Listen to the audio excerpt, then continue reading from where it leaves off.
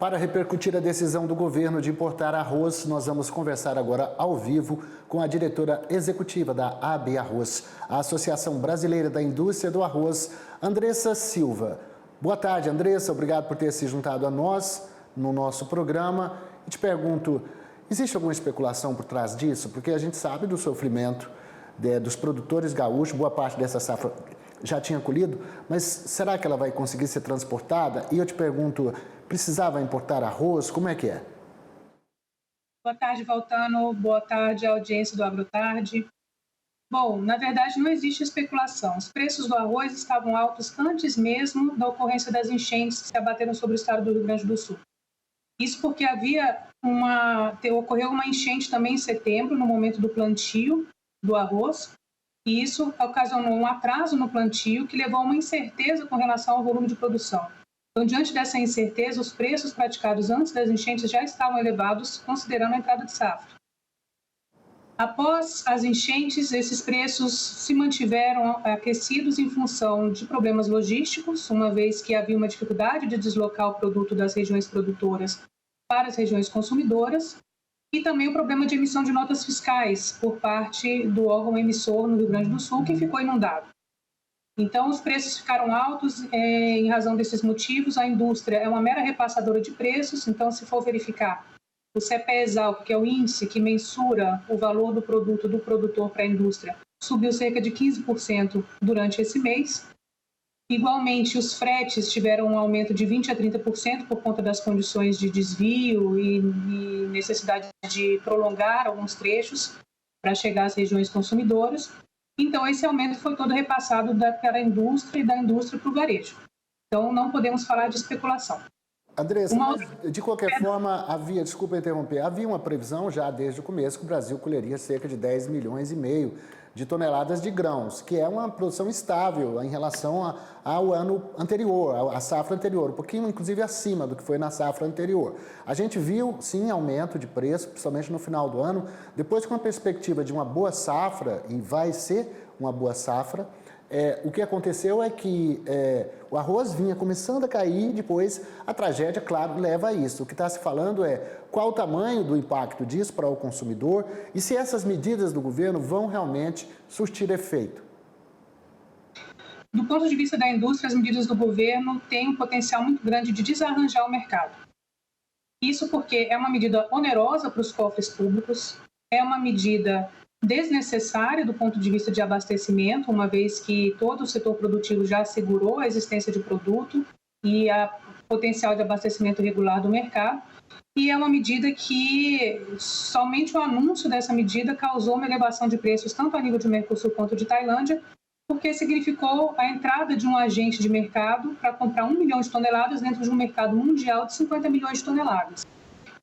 Então, é uma medida temerária, desnecessária e onerosa. A indústria, por sua vez, já realizou a importação de arroz, que deve chegar em meados de julho. Essa importação deve regularizar a oferta também em função de haver uma maior oferta por parte do produtor, diante desse anúncio da retirada da TEC. E nos próximos 40 a 60 dias, os preços ao consumidor devem se regularizar, porque, paralelamente a esse aumento de oferta, também nós estamos vendo uma melhoria na questão logística. Então, não há vamos dizer assim, não há no horizonte próximo uma possibilidade de desabastecimento. Isso já nem estava em cogitação, não é isso? Exatamente, nem estava em cogitação, porque, como vocês bem afirmaram, antes das enchentes, 85% da safra já havia sido colhida, o restante era em áreas que não eram as áreas mais produtoras do estado do Rio Grande do Sul, e ainda não se tem uma estimativa do impacto em relação a esse percentual, mas houve um aumento de área de 7% no estado do Rio Grande do Sul, que compensa eventual perda ou quebra de safra que venha a ocorrer desses 20%, 15% restante. O que eu estava falando mais em especulação é pelo fato de que você tabela, pode ter problemas aí de alguém que acaba guardando o produto para vender mais tarde. Isso gera, como você falou, já um aumento de preço. Só o anúncio de que vai se fazer essas importações já acaba elevando o preço, isso causa uma certa desconfiança no mercado e geralmente ninguém gosta muito, quem trabalha com indústria, quem é do mercado não gosta muito dessa palavra tabelamento. Exatamente. Você imagina que o arroz a R$ 4 vai concorrer com um arroz com um custo de produção muito maior, e um custo de produção comparado aos países concorrentes do Mercosul e da Tailândia superior em função de questões ambientais e trabalhistas que o Brasil observa. Além disso, hoje, num patamar de 97 países, se você for colocar o arroz a R$ 4 o quilo, que significa 77 centavos de dólar, o Brasil ocuparia a posição de 96 em 97 países como o arroz mais barato do mundo, sendo que o nosso custo de produção é infinitamente maior se comparado com os nossos concorrentes. Então, é uma medida, além de tudo, prejudicial para a indústria e para todo o setor produtivo. E o que se precisa fazer é uma conta. Quanto que o Brasil produz de arroz e quanto consome? E o que essa tragédia poderia ter provocado nesse abastecimento? Então, se nós produzimos e vamos produzir 10,5 milhões de toneladas e nós consumimos isso, a conta não bate com 1 milhão de toneladas a mais de importação, a não ser que o governo esteja querendo fazer, e aí é ação de governo, é política de governo, um estoque para garantir que o consumidor, caso haja alguma perda, porque também há outras questões a se considerar, Andressa.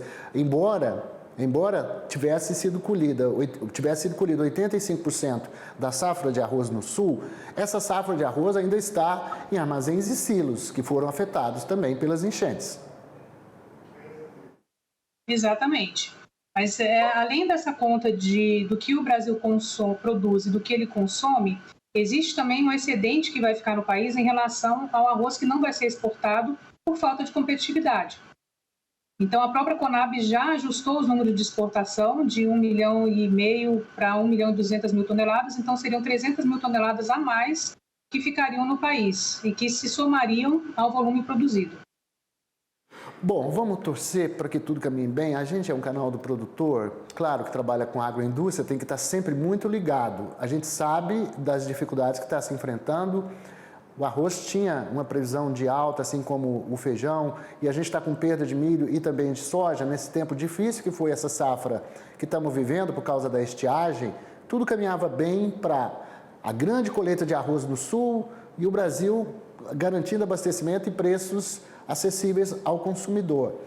Agora, diante disso, vamos ter que aguardar um pouco mais. Andressa, deixo mais um minuto para você fazer as suas considerações aí.